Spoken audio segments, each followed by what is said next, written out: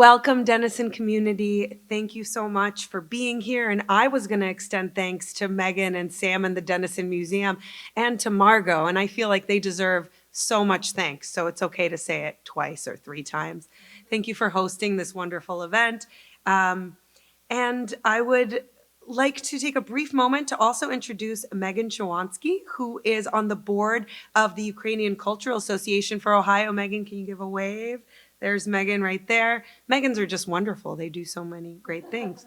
More recently, the organization has engaged in fundraising to support Ukrainians and those helping Ukraine in the current war. So if you have any questions or are interested in getting involved, please talk to Megan. And now it is my great honor to introduce Iya Kiva, a Ukrainian poet, translator, and journalist. She is the author of the volumes of poetry, Farther from Heaven from 2018 and The First Page of Winter from 2019, as well as the 2021 book of interviews with Belarusian writers. Her poems have been translated into more than 30 languages and awarded nationally and international prizes. She translates from Polish and Belarusian and contributes to the PJ Library program in Ukraine as an editor and translator of children's books from English.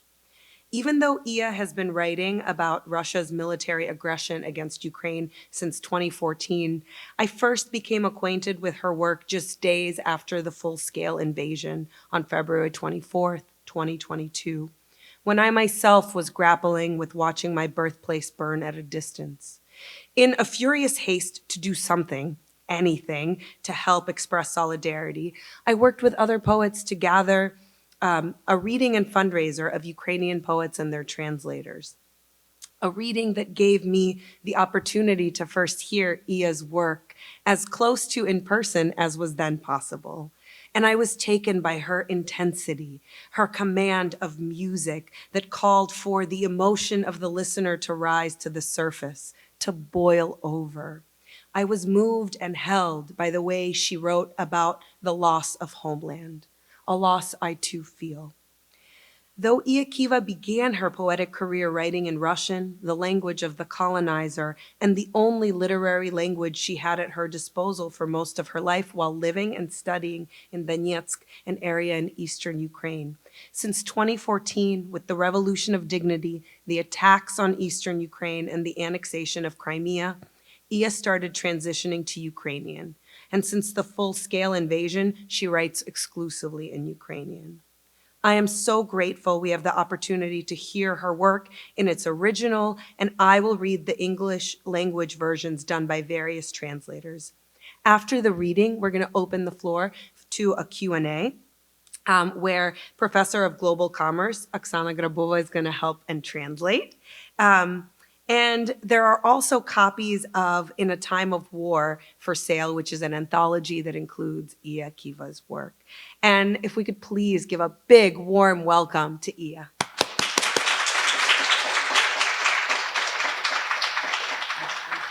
I need to say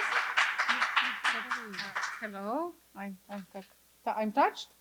Yeah, I'm touched. So I have bad relations in English, because our empire language is Russian, but thank you. I'm really surprised to see so many people who want to hear poems about such good things.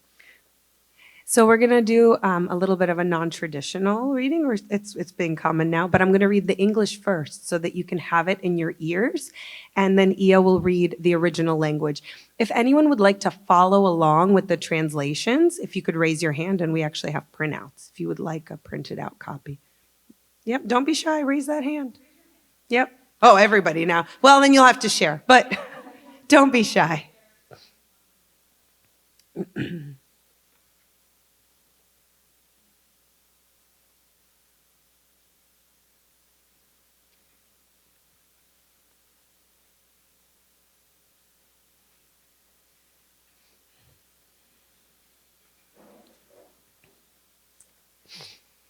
Is there hot war in the tap?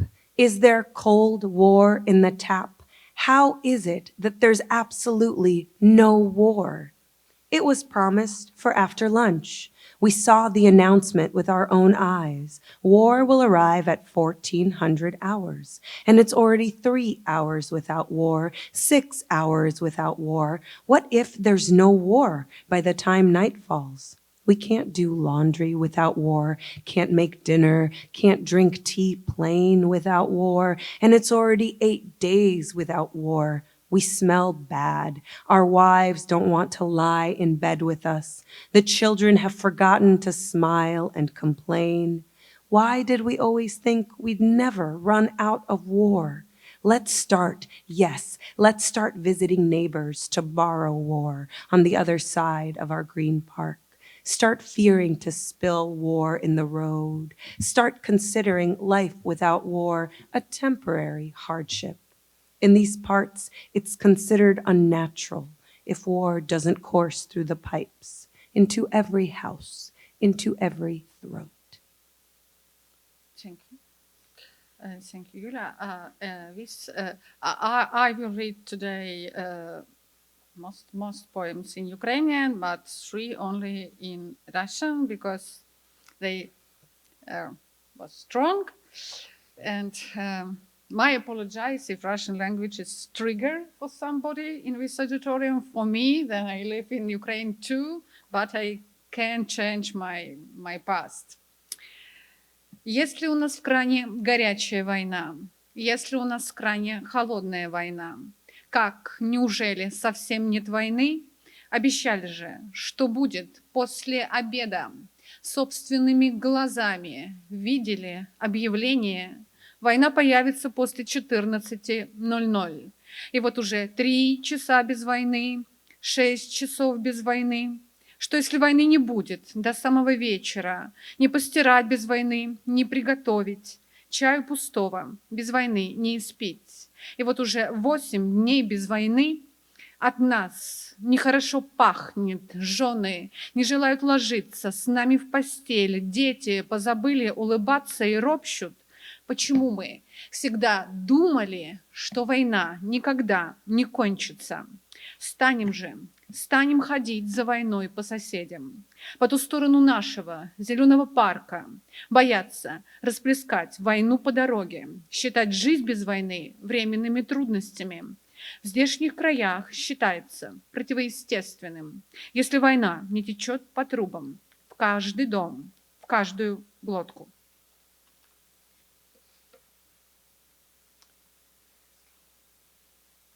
I'd like to tell you that the land here has not changed one bit, but that would be untrue, the kind of cruel and futile lie that they sprinkle to soothe a child's eager curiosity. The trees here only pretend to be trees. The trees here fail, lifting up their branches as if yielding themselves prisoner in surrender to their own tribe, to strangers, and to this bitch of an era where matches are born straight from the buds, and the river of life burns so well, burning with the shame that it has dried up, unable anymore to fill the summer with bumblebee laughter and the winter with the honey of care. The land here has aged so much in 1 year that where for centuries we saw the smooth, pretty face of water, now the wrinkles are palm deep. And it sometimes gets even worse. Yes, as if the sun now were shining upside down. But who looks up these days anyways? The sky here is so quiet. Throw a knife at it and it won't flinch. It'll endure this too, silently swallowing dagger after dagger, tearing its cheeks to blood as they tear to shreds clothes that no longer protect. Evil eye, you know, it gropes from within like lusty hands in a crowd, calmly, shamelessly, with the feel of unhurried crime, to the very heart, and the heart stops while you live on, but quietly, without a heart, without hope. It's luck's mercy, and so the land here, heartless now, like soil in a museum, lies half alive and unconscious before everyone's eyes. You barely have time to take in a gulp of air, and it's already poisoned, scratching, growling like an old dog that is dying. And all of this is so, fanciful that everyone has learned to pretend that they can't smell their own decomposition. It stinks so badly now that you only recognize your own by their stench. Those so proud, so subdued, so mercilessly beautiful. Death, always adds beauty, even to the point of convulsive laughter. Isn't it funny to walk the same path all your life, only to miss oneself at the very first intersection? How could this be real? Isn't this earth sick of going around in circles, in blindfolded eyeglasses, as in a game of hide and seek? Hey, you, come on, guess where you'll fall and not get up? So many good people here, and they all lie in the mire, in the heaps, arms spread, headless, as the case may be. This land is like a facial scar. Everyone sees it, but the courage is lacking to ask what has actually happened.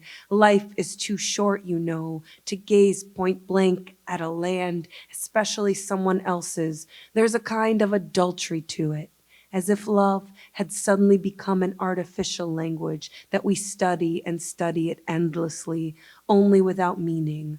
I want to tell you that this land is poetry, and you know no worse than I how many readers poetry has. So erotical. Я хотіла б тобі сказати, що земля тут ані трошечки не змінилася. Але це буде неправда. Це буде жорстка даремна брехня, якою притрушують цупку дитячу цікавість. Дерева тут лише удають дерева.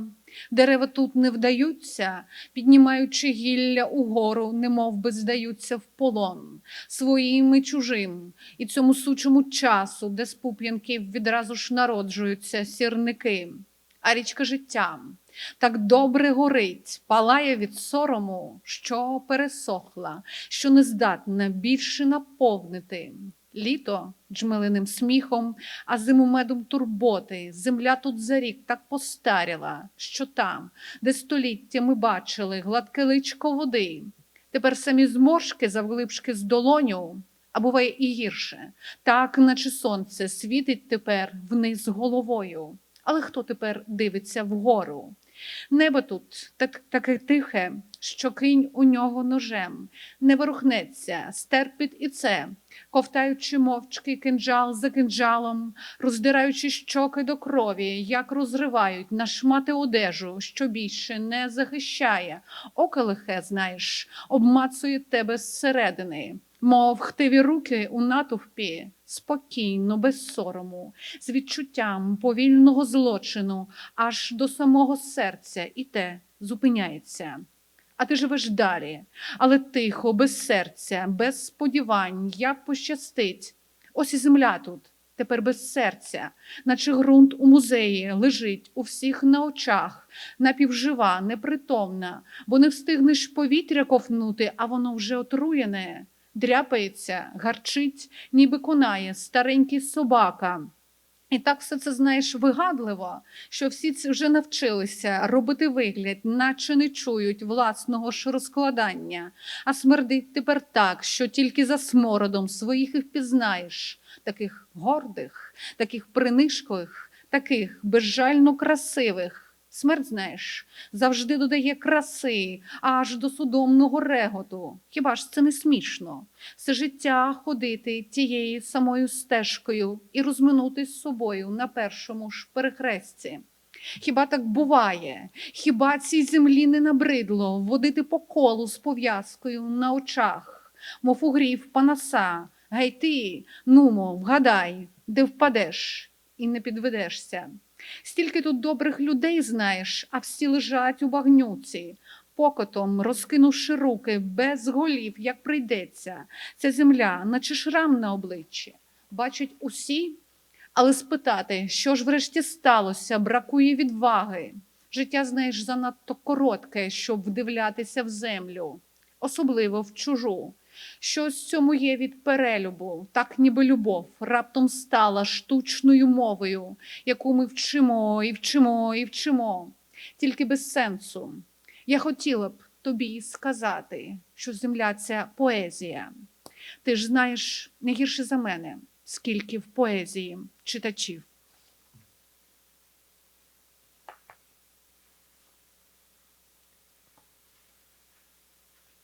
Once you've left your home, you can never stop on the road, never say again, put down your baggage, we have arrived, because footsteps are the only cradle you carry on your back, without the right to fall, to pause, to circle back, to sing with trembling wrists echoing the tremors of dead trees.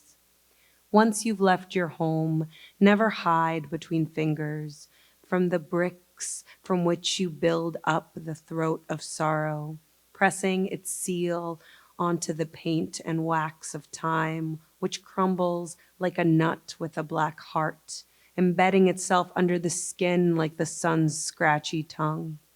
Once you've left your home, words cannot be found for the love of place where you'll relapse into the silent corridor of childhood, where things eye you before a game that sinks through the ice of bliss that darkened long ago, like the ring on grandmother's finger, and grew as heavy as a family album in the memory cemetery. Once you've left your home, you can't gaze into the window anymore, behind which the roses of a life in full bloom await you, because your garden has drifted away with you and water. Can you hear? Water is enveloping your body, filled with the thirst of a sea that, like freedom, is impossible to cross. Раз полишивши дім, не зупинитись в дорозі, не сказати ніколи вже, кидайте речі, ось ми прийшли. Адже кроки – єдина колиска, яку ти носиш на спині, не маючи права упасти, спинитись, зробити коло, диханням мертвих дерев, переспівати тремтінням зап'ясків.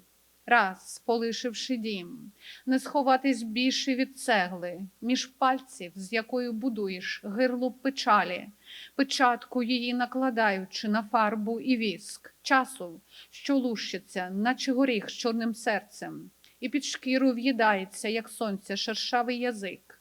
Раз, полишивши дім, не відшукати слів для любові до місця, в якому впадеш у дитинства глухий коридор, де речі ще виглядають тебе до гри, яка тоне під кригою щастя, яке потемніло давно, мов бабусин перстень на пальці, і стало важким, як родинний альбом на цвинтарі пам'яті.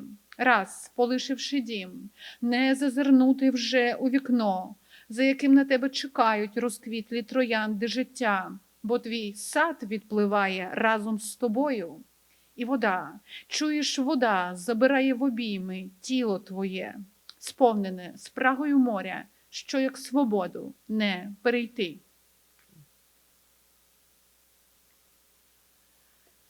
I, says Marina, am a refugee person, juvenile sea of shame, of a war of blame attacking the body of the sleeping city. I'm a hare in a circus in the Kharavod, dancing on my sole remaining leg. Do you hear how time's floorboards creak? My lost paws cross themselves at the roof, out of sequence. I, continues she, it am a hell person. Night drilled a pupil in my eyes. I stand on the world's scales and swing alienable proofs. The act of violence began so long ago that shoots rose from its every motion. I, it insists, am the swollen pit in the mouth of a flaming grape, the planned deflowering of glands. I don't recognize the speaker, but animals with an abundance of tongues once roamed these voids and walked about trapped in a warped cone of light. And now the doors of the grass are closing. The thin film of brightness flies backwards. I find myself in the belly of an unending road. Here, mercy flatware gleams beneath each border, and it smells treacherously of the scorched sugar of home, and like a candle, my cooling trail burns in the snow. Okay. This poem is dedicated to my friend Marina. She became a refugee twice, because then her city was occupied by Russian soldiers in 2014, and it's still under occupation, about 9 years. And twice, second time, then she and her family and many people from her city were at the statement of the hospital about four. She and family about 4 days. Some people more, but it was one real place the people in Borodyanka survived, because all these people thought that they will be killed, and they was survived by miracle in reality. Я, говорит Марина, человек-беглец, ювенальное море стыда, войны, обвинений, наступающее на тело спящего города. Я заяц, танцующий на одной уцелевшей ноге. Цирковой, хороводный, слышишь, как скрипят половицы времени, лапы брошенные мои, у самых корней крестятся не впопад. Я, продолжает она, оно, человек, ад. Ночь в глазах моих просверлила зрачок. Я стою на весах мировых и раскачиваю отчуждаемые свидетельства. Акт насилия так давно начался, что у каждого действия поросль восстала. Я, утверждает оно, воспаленная косточка, во рту пламенеющего винограда, плановая дефлорация желез. Я не знаю в лицо говорящего, но в этих пустотах прежде водились животные со множеством языков и ходили пешком под уродливым, сияющим колпаком. И вот двери травы закрываются, навзничь пленки, света летят. Я оказываюсь в животе бесконечной дороги. Здесь под каждой границей блестит столовая ртуть, и предательски пахнет жженым сахаром дома, и свечою горит на снегу след мой простывший. You extract yourself from this landscape like snow. Memory's dream rolls on the palm like an apple, slice by slice in search of the seeds. And you see what's beyond the snow, an alarmed bird of love beating its whole body against the pale mirror of time. You cut your face with a blade of water, courageously touching the immobilized light of Europe, embedding a sickly scream into stone. That's how the cuckoo forges a flaming weapon, a match, the last one in the house of scattered fire. And the brimstone pours down the benumbed city's throat like a long river frozen in death. Виймаєш себе з цього пейзажу, як сніг. Сон пам'яті яблуком котиться по долоні, скипка за скипкою у пошуках зерня. І бачиш те, що за снігом, стривожену птаху любові, що б'ється всім тілом у зблідле дзеркало часу. Лезом води розрізаєш обличчя собі, мужністю дотику, знерухомлене світло Європи, вкладаючи в камінь хворобливого крику. Так зозуля кує полум'яний зброї сірник, останній у домі розхристаного вогню, і падає сірка у горло закляклого міста, як довга по смерті застигла ріка.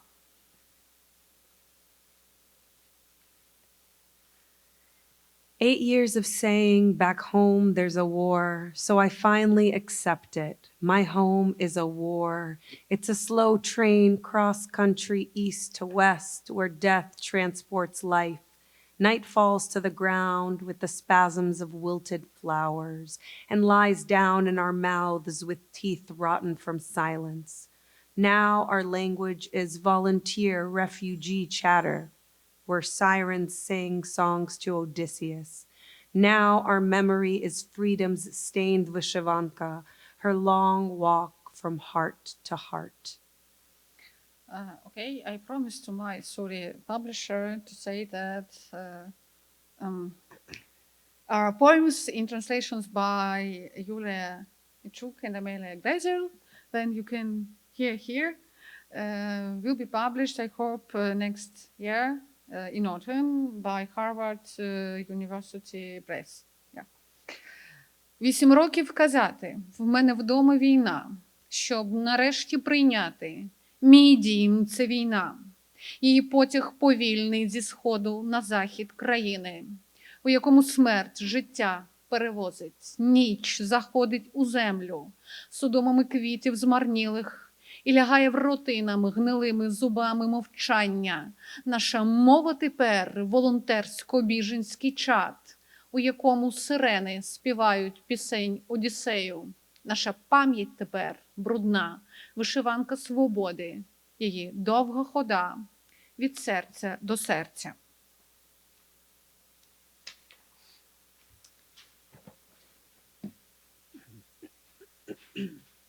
You've got an unabridged explanatory dumpster in your mouth, this scratched up chest of paper weapons that can no longer make a hole nor make whole. Death's iron water wells up beneath your eyelids. You flip through words empty as white pupils that stink of war like an old disease. And you don't understand how the world kept the bonfire of culture lit so long without burning down. You bring a list of the living to love's post office, and you can't master the language of bitter silence. Time catches in your throat like history's broken clock and gets covered by the dust of withered lives. You walk like a stray dog with a cross in your teeth, annoy the world with your excess presence, pull the night by its long bell-like tongue, lick the earth's body with your numb tongue.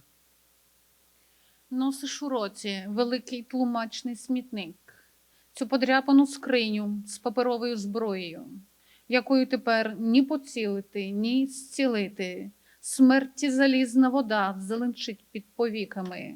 Вортаєш порожні, мов білі зіниці, слова, що війною смердять, як застаріла хвороба. І не розумієш, нащо багаття культури світ так довго розпалював, а самий не згорів. Носиш на пошту любові списки живих і не знаєш, як вивчити мову злого мовчання. Час у горлі стоїть, як зіпсутий годинник історії, і вкривається пилом змарнілих життів. Ходиш, як вуличний пес, із хрестиком у зубах, муляєш миру очі присутністю зайвою, смикаєш ніч за довгий, мов подзвін язик, лижеш тілу землі з нерухомленим язиком. So this next one is a sequence. Do you want to go back and forth? I'll do section 1, then you do section 1. So that we have it. Interesting, Yeah. yes. Yeah, just so that. If I remember correctly, fragment of this text was published in Hour of War. An Hour of War, wonderful. Mhm, Okay. mhm, mhm. Refugees, the station, 1. The long road home to a home no longer there lays breath tracks through the station in Lviv. People with death faces gaze at their empty lives, the way last year's snowmen gaze at the war's first flowers. Tears collect in their eyes like dried glue. You can only remove those ordeals along with their eyes, to embed the black apple trees of time in the dusty pathways of their palms. The rain greets exiles with postcards from family albums, where war always sits in all the chairs, bullet hole for a mouth, smiling at the birdie of death, as if at a joke others can't crack. The world has studied the photo captions countless times. Mariupol, Homosel, Irpin, Borodyanka, Chernihiv, Bucha. The Cyrillic music hangs in the air like the long flame that stick beneath your nails with the dirty water of shame. But I need 2 remarks.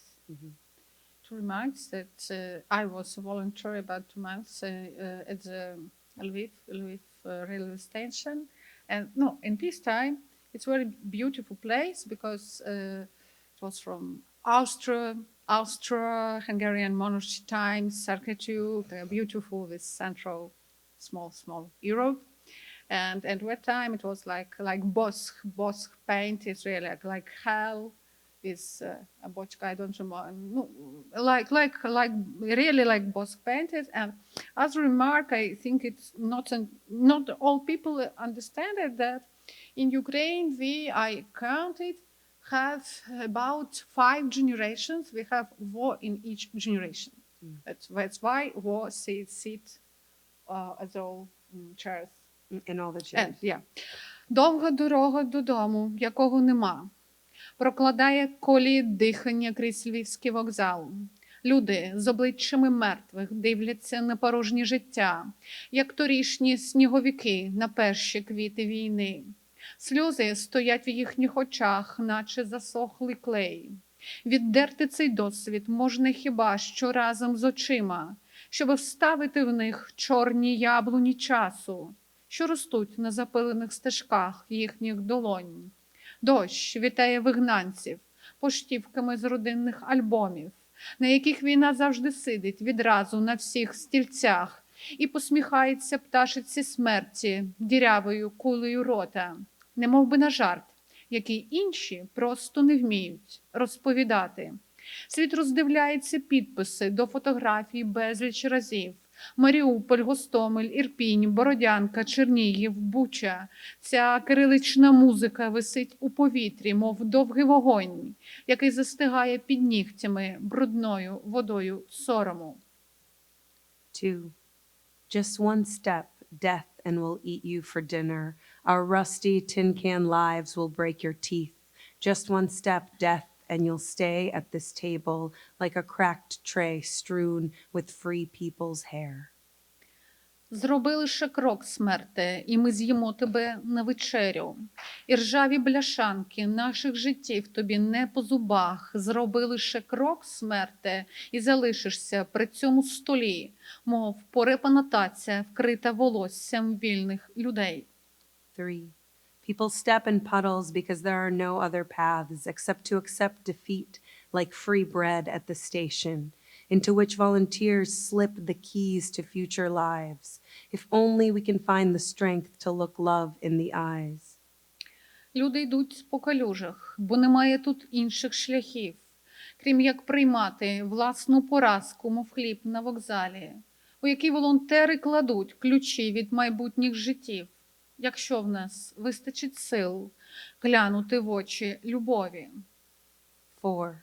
War is the great defeat of culture, words whispered on all the book covers, but the rusty grass of war crimes spreads in their mouths, and the amber of silence gathers troops at its cheeks. Війна – велика поразка культури, шепочуть слова на обкладинках всіх книжок, але злочинів і ржава травичка росте в їхніх ротах, і мовчання бурштин збирає військо своє за щоками. 5. We hammer testimonies like nails into children's hands and feet, like nighttime talk that no one remembers later. Look closer. The ash of this piece of paper was once called Mityenka. Ми вбиваємо свідчення, наче цвяхи, в руки та ноги дітей, як розмову нічну, якої пізніше ніхто не згадає. Придивися уважніше попіл цього папірця. Колись кликали Мітінька. An hour of nightmares approaches, so August begins, scarier than the war's leaky blanket or lighter than a child's melon-sliced smile. You can't glimpse it from here through military binoculars. I can't see what I'm standing on. I'm just drifting off, drifting off, drifting off, drifting off. In a bad dream, running rings inside the oak in a nearby park. It's so muggy today, so you say, and you dissolve into darkness of the news from the war that tightens around your neck like a black ribbon. I'm cold, I say. I want to sleep all the time. I want to sleep all the time. Want to sleep all the time. Want to sleep all the time. As if you could kill the war with a stifling slumber pillow. And I pull the nightmare from a stranger's dream like a knife from the pocket of forgiveness. And the blood doesn't hurt. It just drips, drips, drips, drips, like the tears of Ukrainian woods. Perhaps one remark, but it's a very simple thing that in Ukraine, like with psychological reaction for war, on war, on war, that one people can't sleep. Sometimes I was was a researcher of sleeping and dreams when I studied at the university. That's why I understand how it's bad. And some of my friends couldn't sleep about 5 days. I was at the second camp. I slept about 18 hours from some periods. It's not normal too.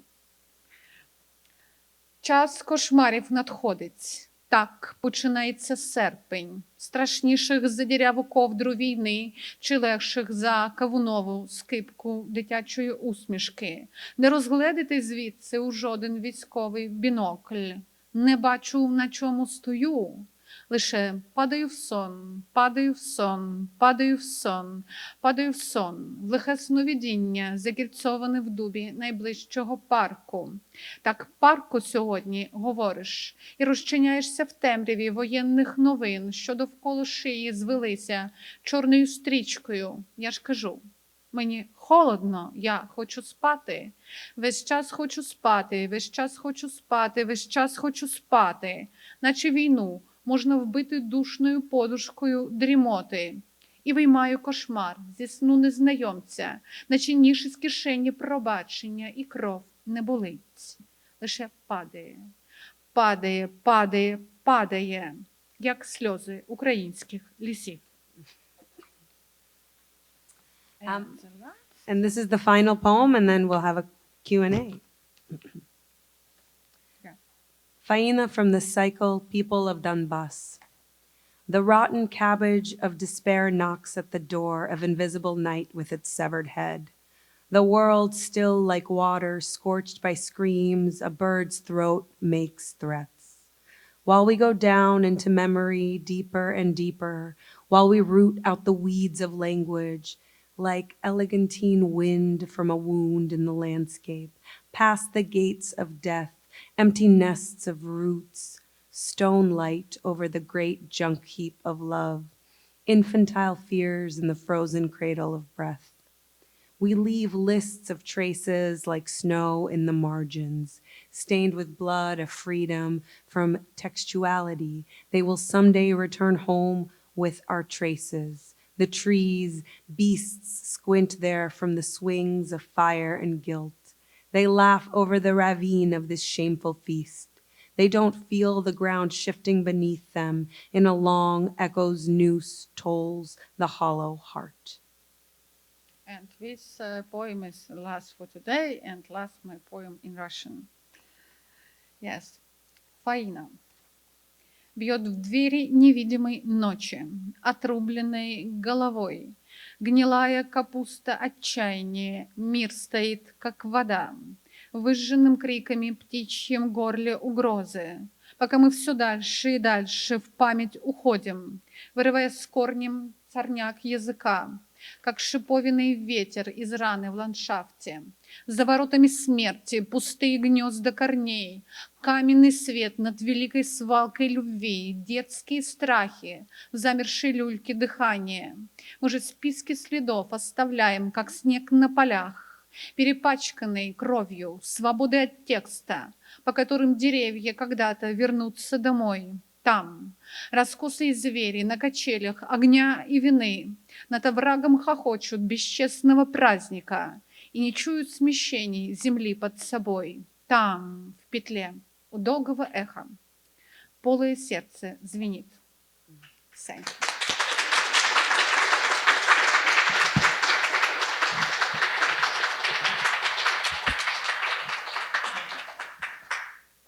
I'm going to use the mic for questions if there are questions from the audience.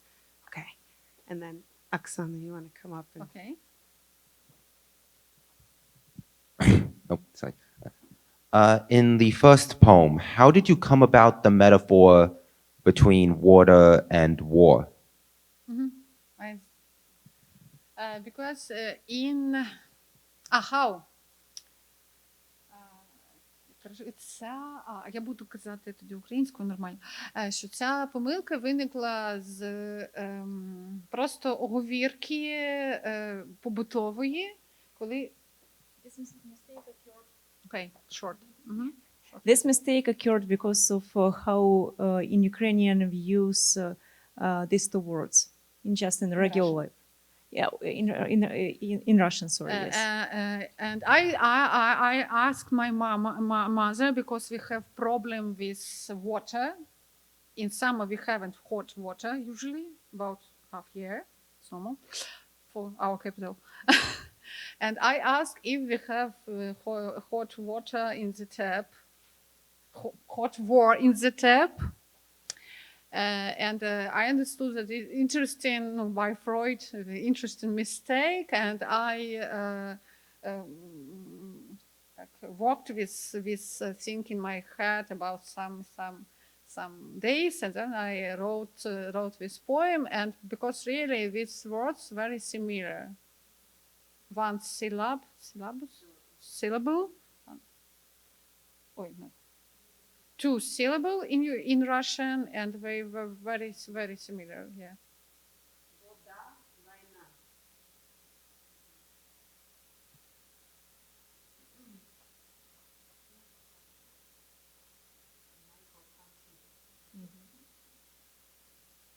Yeah.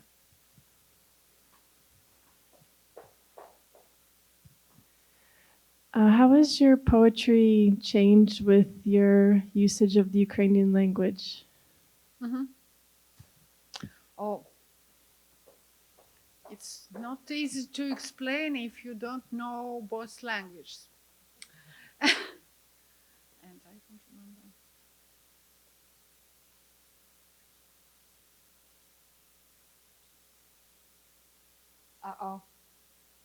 We're not sure that we can explain. Structure of languages are not similar. Зараз я спробую.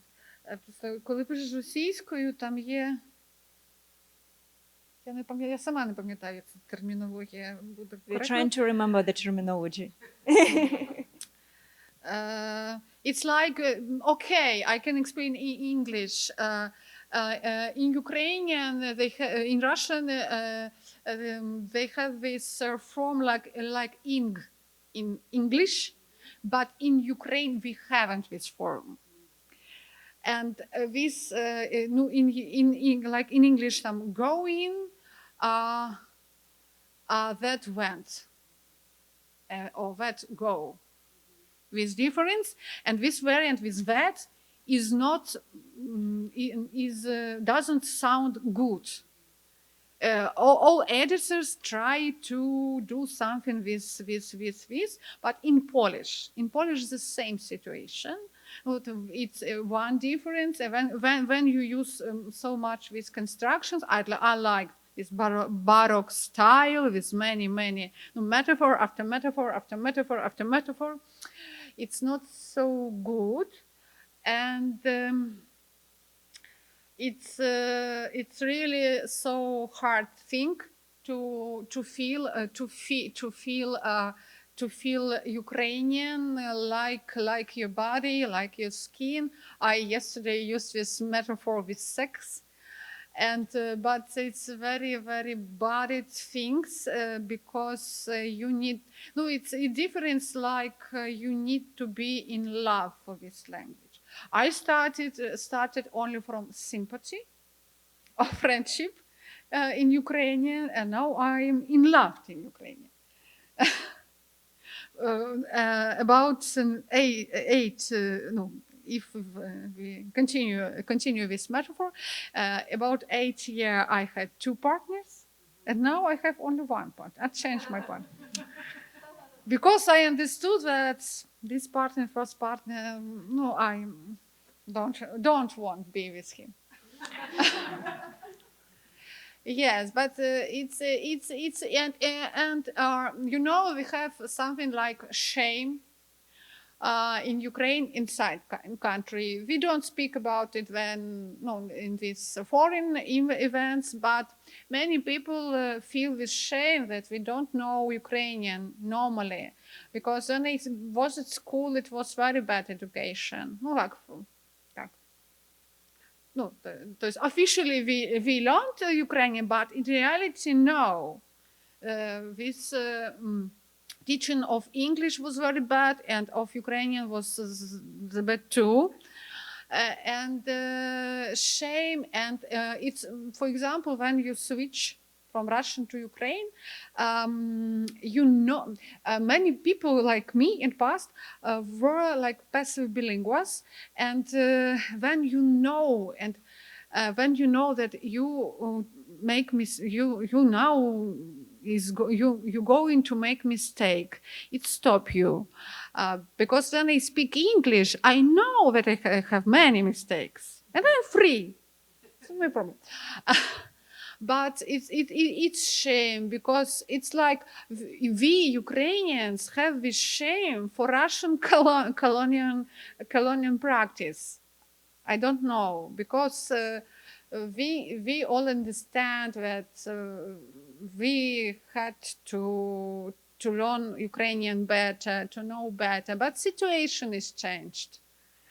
It was difficult, and my and many people of my generation main problem was that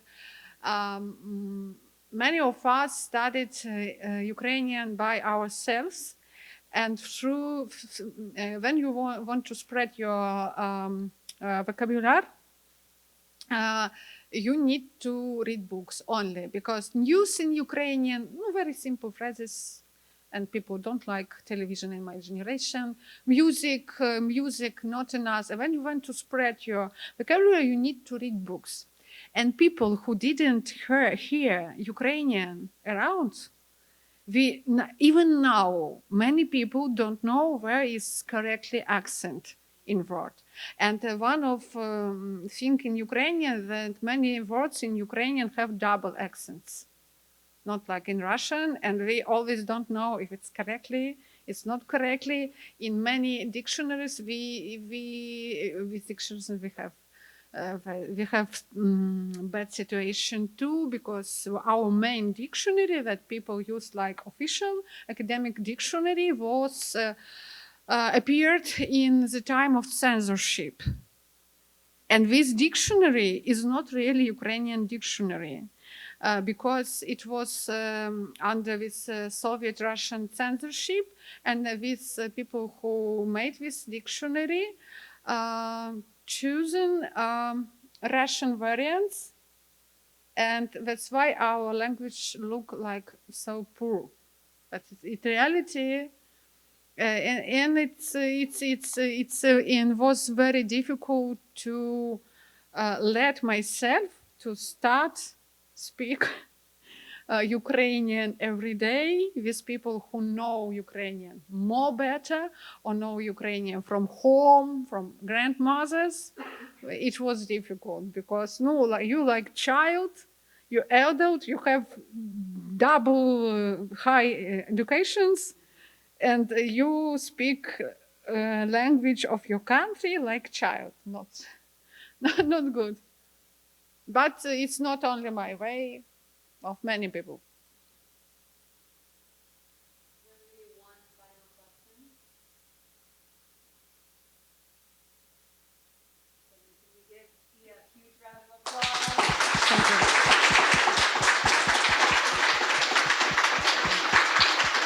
Нам знову більше перекладати.